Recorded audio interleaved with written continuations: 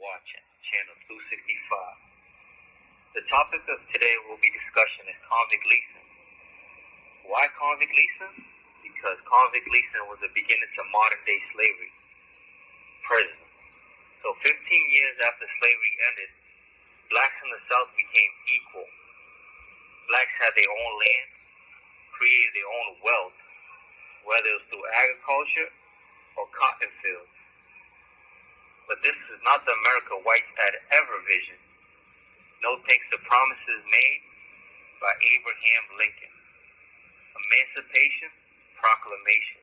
On the first day of January, in the year of our Lord 1863, all persons held as slaves within any state or designated part of a state, the people whereof shall then be in rebellion against the United States, shall be then, thenceforward, and forever free.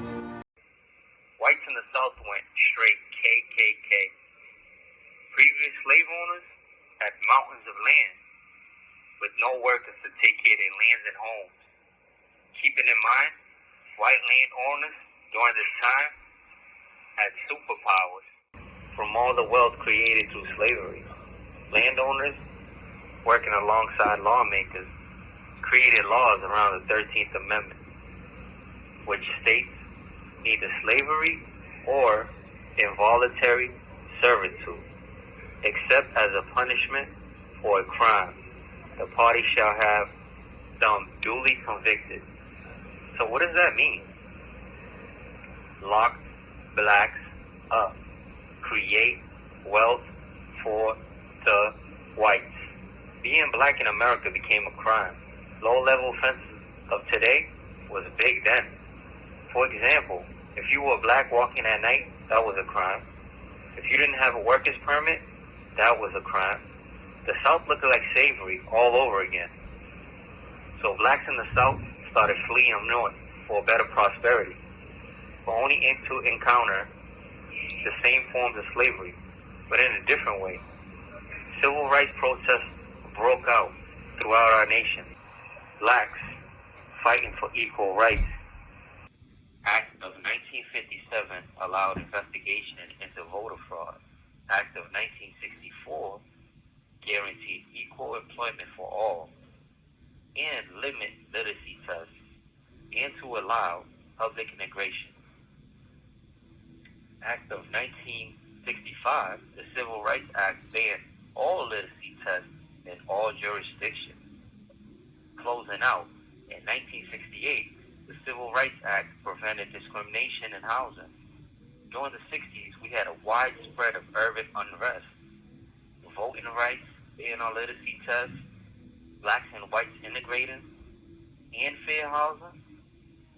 If this is not the land of the free, then what is? Why are so many blacks incarcerated?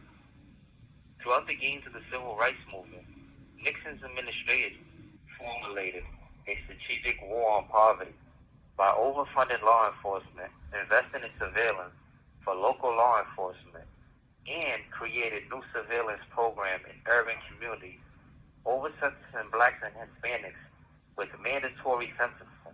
In those African countries, damn them, they're still uncomfortable wearing shoes. Well, and then the tail wags the dog there, doesn't it? Yeah. The tail wags the dog. Nixon's administration invested heavy in prison.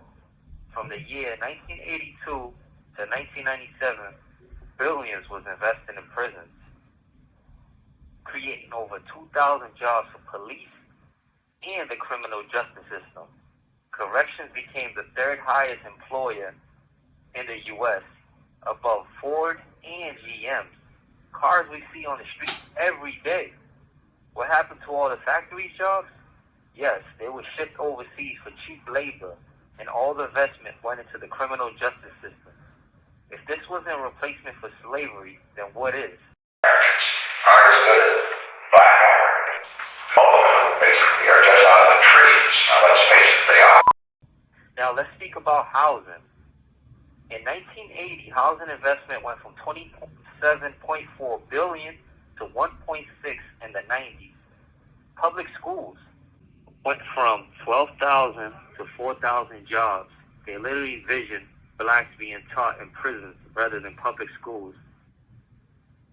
Some schools are even built like prisons. Nixon's strategic plan, as laid out, was straight war on blacks. Thank you for watching Mass Wrongly Convicted 265. Stay tuned for part 2.